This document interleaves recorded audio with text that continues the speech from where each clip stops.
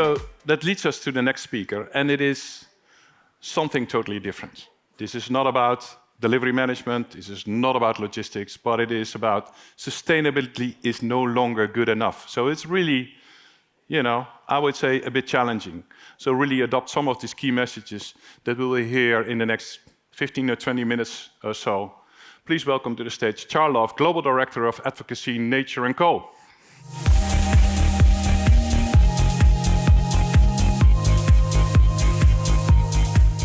A little bit challenging, right? Sustainability, is it enough? All right. Let's have a little chat, actually, but I am going to go back a slide. Ooh, there we go. I'm going to start with my sunflowers. Hi, everyone. How are you guys feeling? Yay! Okay. As was said in the introduction, this is so fun and interesting for me to get a chance to see logistics, to see so many of the stands that are out there and to listen to some of the presentations, because it's a bit of a different area than the area that I work at Natura&Co. But I wanted to start with this slide because these are sunflowers. And I learned a word a couple of years ago that really stuck with me. And that word is heliotropy. Now, are there any botanists in the room? No? I'm seeing heads down. Sort of, maybe. Okay, well, I learned this word, and it actually does come from botany, and it refers to the tendency of plants to grow in the direction of the sun. Helio is sun, tropy is turn towards. And when I hear that word, I actually imagine a field of sunflowers, not too different than this one. And that literally, as the sun crosses the sky, the sunflower flowers follow it. And the reason why I'm starting with this today is because I think we as humans are not that different than our cousins in the flora community.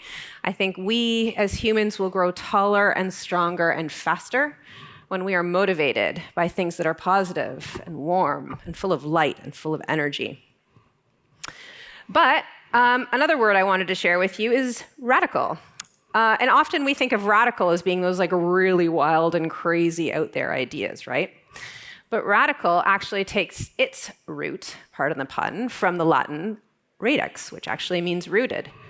And so what's interesting about sunflowers is that they grow in the direction of the sun, but they don't grow and like a balloon that a kid lets off the string and sort of like helium grows up to the clouds.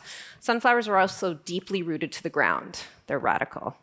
So you've got this like interesting tension. We want to be moved by something that's positive, but we are rooted. And in the case of some of the things that we are facing in this world today, we must be rooted. We must be rooted in what the science is telling us. We have to be rooted in the urgency of some of the challenges that are happening around the world right now. And we need to be rooted and grounded in our communities and the connections we have with one another. There's a lot of slides I could put on this one, just to sort of ground out this point. This one in particular is how we're seeing sea surface temperatures rise around the world. That red line is kind of where we're at right now. You can see what it's been like over the years. So again, keep in mind, I am an optimist. I believe in sunflowers, but we cannot ignore that we are in extraordinary times. And that brings me to why we have a challenging topic for this session, which is about sustainability. And at Natura&Co, we're beginning to talk with much more confidence about how sustainability has been important, but right now it's no longer sufficient. Because we're seeing these extraordinary challenges, and whether they relate to climate, to nature, to the growing levels of inequality and power imbalances that are in the world, we are seeing things that need to get fixed, problems that need to get fixed. And this is a chart that just sort of articulates the journey I think we're on. Clearly, we have been in a place where we've had to do whatever we can to mitigate risk, take more responsibility. We've also been in a place where we're focused on zero harm, right? We're not going to do anything wrong. We're going to build sort of a sense of resilience. And then there's the work that's really important, which is about creating positive impact. And that's really good. We're doing good. But where we really, really need to focus our attention is on how we can heal, how we can fix some of these systems that we know are significantly challenged. And that's going to require doing things a little bit differently. So let me introduce you to Natura&Co for those of you who don't know our business. We are Brazilian-based. That is very important. We are a Brazilian-based beauty business. And our purpose is to nurture beauty and relationships for a better way of living and doing business. We have 1,000 stores that are both owned and franchised together. We have 22,000 employees in over 50 different countries. And importantly, we have 6 million beauty consultants and representatives, the vast majority of whom are women. And the two brands that are also, they are the purpose-driven brands that are within the group are Natura and Avon. We have a whole bunch of things that we do to try and make sure, at a standards level, we are meeting the highest possible standard when it comes to how we operate as a business and what we're in the business of doing. I'll put a little bit of signal on B Corp. Has anyone else come across the B Corp movement? Anyone heard of B Corp? So a few hands are nodding. Okay, yeah, a couple of hands are going up. So we're a certified B Corp, and as I said, what that special about that is it does mean that every few years we recertify our business to make sure we are following the best possible performance standards on what it means to be a good business in the pursuit of being part of a regenerative system. We also changed our articles, our bylaws. Any of you can go onto our investor relations website and see that actually we have made it absolutely explicit in our articles and our bylaws that we consider the short and long-term interests of our both shareholders, importantly, as well as our stakeholders, which are communities, they're our employees, the people that we work with more broadly. We have a three-pillared approach to how we are engaging in some of these wider system issues as a business. As a Brazilian-based business, the Amazon is very, very important to us. And actually, it should be important to all of us. So the first pillar of our strategy, our vision strategy, is really around addressing the climate crisis and protecting the Amazon, being very, very specific about that. We also have a pillar about defending human rights and being humankind, and we have a pillar about embracing circularity, and I know there was a great panel on that earlier today, embracing circularity and regeneration, and that is the word that I want to talk a little bit about today. And again, as a Brazilian-based business, there's a lot of organizations that will talk, here's our North Star, here's the purpose we're going as our North Star. But actually, those of you who do work in the Global South will realize that actually the North Star isn't really the same reference when you're in the Southern Hemisphere, right? You've got the Southern Cross. And I think one of the things that's going to be really important in facing up to these challenges that we have in front of us is finding ways to really create meaningful exchanges between the Global North and the Global South. So 5 things that are happening within our business that are being led in Brazil, in Latin America, include figuring out ways to value our impact in a different way. We have an integrated profit and loss, an IP&L. We're applying regenerative practices through our ingredients and how we source different ingredients. We're trying to finance a regenerative bioeconomy through a blended financing vehicle. We're really working hard, because it's so core to our business model, to support women to embrace their both economic and their political power. And we're really looking at ways for us to be able to put into practice some of the initiatives and programs to co-create programs that will address some of the climate emergencies and the disasters that are happening, such as what's happening in the south of Brazil right now with the Rio Grande do Sul, but also trying to find ways to prepare some of those communities. And we have a climate vulnerability index. Now, our definition of regeneration is a little poetic here, and it's wonderful because I get a chance to work at Natura&Co with some amazing thinkers who think about this at a philosophical level. And the way that we approach regeneration is to think about it really, again, going back to that graph. It's about healing. It's about restoring what's happening both for individuals, for communities, and for the planet, with a real focus on relationships. It's about creating these cycles where we are fixing and we're healing some of these problems together in an ever-evolving and harmonious state of renewal. And the great thing is we can see where that already happens within nature. We have so much to learn from nature. A slightly more sort of structured approach to thinking about regeneration and regenerative business, and this is something we have worked on with Oxford University, is really having sort of 4 key dimensions. And that is, for a regenerative business to really be truly regenerative, it has to be climate positive. It has to be about repairing and reviving our climate, removing more carbon from the atmosphere. It needs to be about nature positive, and that's about creating more biodiversity for the future.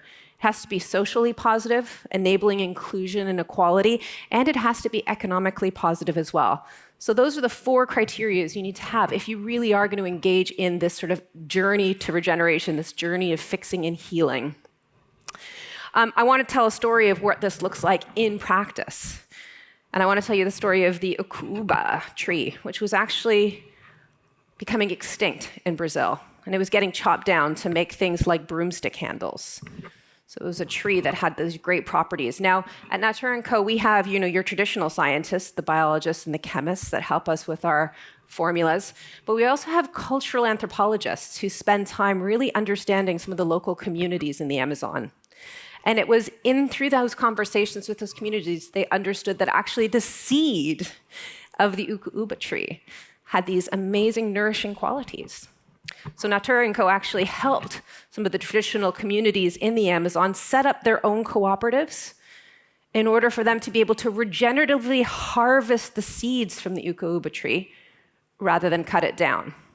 And in doing so, we were able to purchase those materials, pay more money to the communities, who were then able to invest in the things that those communities and those cooperatives wanted to invest in. So this is what regeneration looks like in practice. It's a way of making sure trees are not getting cut down in the Amazon because you're actually incented to regenerate those seeds and keep them in flow. But it's also about people, because the people in those communities have a way of earning higher amount of income. Higher amount of value is being created by their engagement in this process. And because they're a cooperative, they can choose what they want to do. They can buy solar panels. They can create education programs for their youth. They can do so many things. And we as a business, we have an amazing product we're able to offer, and we have a really important story to tell, which is about this bigger systems change. And I put this picture in the middle because I have no hesitation of saying that I am a tree hugger, and that is an ukuuba tree. And I was hugging it fiercely because to me, it is an example of the heliotropy. It is an example of the things that we should grow towards, the examples of things that are possible. Now, we know a lot of businesses are starting to explore regeneration.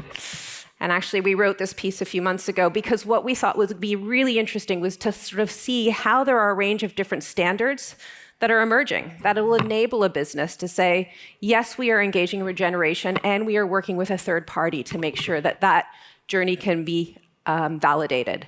And so this was a piece we put out, and we thought it was really important to open it up as a conversation for other businesses that wanted to explore the frontier of what regeneration looks like and how they can be a part of that. Now, this is really about systems change. And I know that late afternoon, that can be a pretty heavy topic to talk about in a room. But this is a moment that really, really does matter. And I'm a positive person, as I said, in my heart and in my soul. And when we think about the changes that are needed, I think we're going to be able to do it. But what we have to do is recognize that we need to change a lot of things. And in changing a lot of things, we are going to need everyone a part of that change. So a quote from Greta Thunberg, to change everything, we need everyone. And when we think about systems change, what that really looks like is changes to the rules of the game in which we all operate.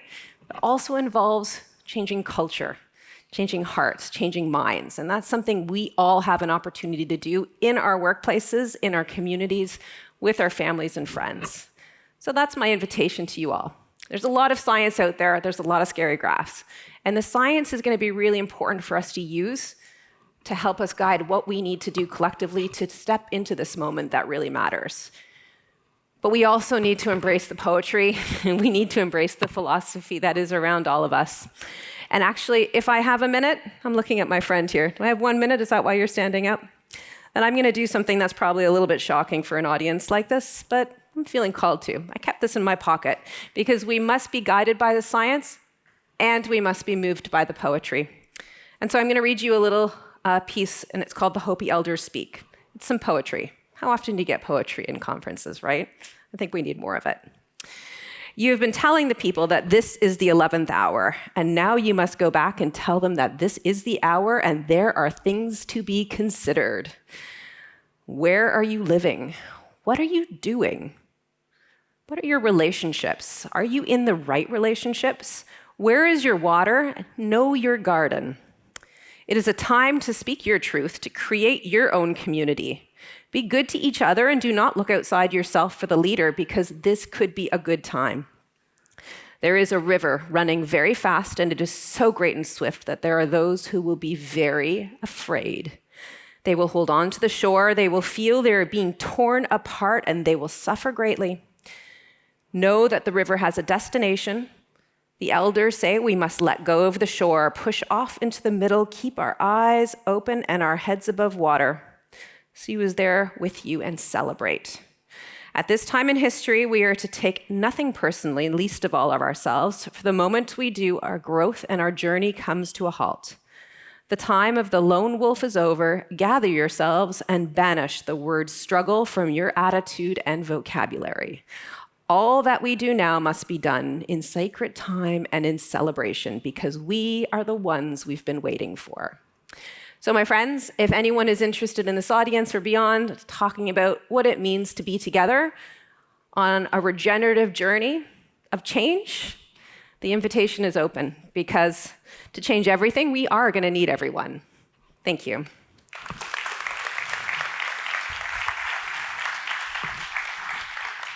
Thank you so much, Char, for inspiring us. And it's no longer good to keep a status quo. I would say sort of also the positive change that you really were alluding to as a sort of a challenge and an invitation out there.